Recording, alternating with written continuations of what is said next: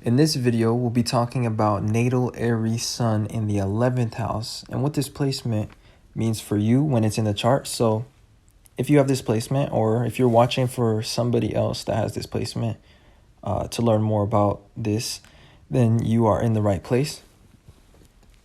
And with that being said, what the sun represents in astrology is it represents how we shine in the world. It also represents what motivates our actions and how our actions come across to others.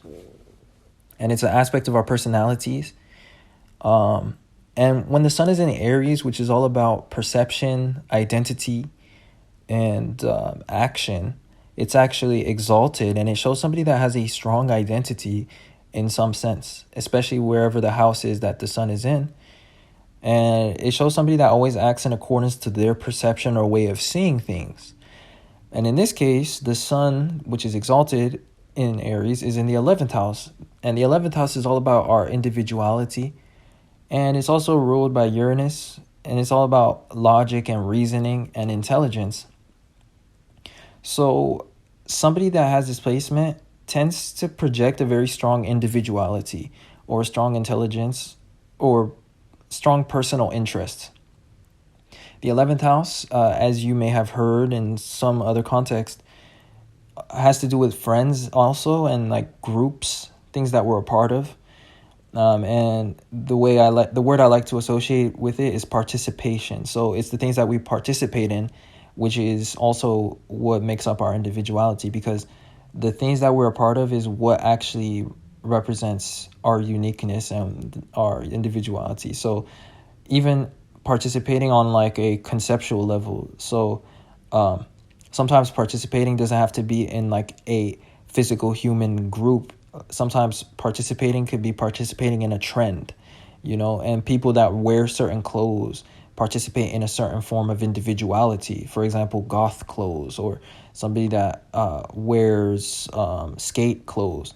All these are forms of participating in things. So that's what the 11th house represents. It represents groups in the sense of things that we participate in. So a lot of times these individuals, since they have the 11th house somewhere in Aries, the other way around. They have Aries somewhere in the 11th house and they have the sun here. Aries is all about individuality. So these people often have a strong individuality because they participate in their own things, or like in their own unique endeavors that originate around themselves, and especially their reasoning.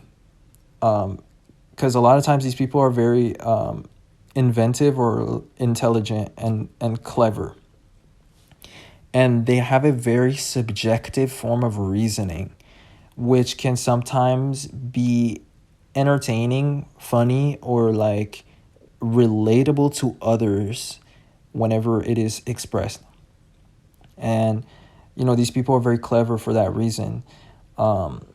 They are able to logically create opportunities for themselves, or almost like invent new things or new ways of doing things, especially if there's other placements that support a desire to create things. But in terms of trends, they can be trendsetters, but they just have a strong individuality in a general sense. And this can lead to them creating new trends or starting new lanes or ways of doing things. And they're very clever, like I was saying, and thoughtful. And they can be philosophical as well, and like logically convinced about different things, different beliefs, or different things that just make sense. So there's a lot of logic, a lot of mental elements to this placement. And so as I was saying though, when it comes to their logic, it is very subjective and original.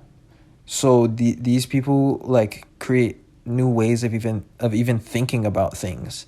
They're very curious people as well. And the reason why is because the natural sign that has the 11th house in Aries is Gemini. So even if you're not a Gemini rising, your sun sign shows an affinity for that particular trait. It's a Gemini placement that you have. And Gemini is all about curiosity and cleverness. So they are passionate about subjectively making sense of things. And sometimes this leads them to literally come up with a completely new way of approaching a problem, or just a new way of just even thinking about a problem in the first place. Because sometimes in reality and in life, we can have a problem as a collective or as a group of people, but we could all be trying to solve the problem from the same way of thinking, if that makes any sense. But we're all competing to try to find the solution in the same similar way. But these people that have the sun in Aries in the 11th house, these are the type of people that can come up to a whole different way of even thinking about problems. And so yeah, like they can have very wacky ideas, but they're like usually clever and rational in some like very relatable way. Now, finally, when you have this placement, one part of your personality is that you will inevitably be like really independent and really self-reliant, because Aquarius is all about freedom. It's all about rebellion. It's all about self-reliance, and it's actually ruled traditionally by Saturn. So in ancient times, it was ruled by Saturn, and Saturn is all about responsibility. So Aquarius has to do specifically with the responsibility that we take over ourselves and not having any authority above us, at least when it comes to the things that we do and that regard ourselves. So they're very self-reliant, and they have a lot of authority to themselves, so they'll stand up to authorities that are out of place. So anyways, Aries is also about ourselves, and it's all about independence, doing things alone. So again, with this combination, especially with a strong personality, indicated by the sun being exalted here, somebody that never changes the way that they act, and that always acts in accordance to how they see things and according to their rationale, this will show somebody that has a very independent aspect to themselves and is very self-reliant, and particularly they rely on their own logic to make decisions. And they also can be good networkers as well, which is a random trait. So they're capable of creating opportunities for themselves in that way as well. They can be social people that enjoy meeting strangers, or like enjoy interacting or initiating new group situations. But anyways, that's kind of a side note. But as I was saying, these people are self-reliant, and they rely on their own logic in order to create opportunities for themselves. So anyways, that sums up what I wanted to talk about for this placement. So I hope that this was insightful and that you guys enjoyed. If you did learn something new, or you did enjoy, then don't forget to leave a like and subscribe to this channel if you would like to see more content. Other than that, I do natal chart readings as well. And if that interests you, my email is in the description to get in contact.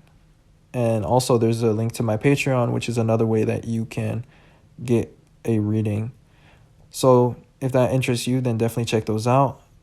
People tend to really like my readings, and I get very positive feedback. So if you have questions that you'd like answered, or you'd like a breakdown of your personality, your talents, and your life purpose, your direction, then don't hesitate to check that out.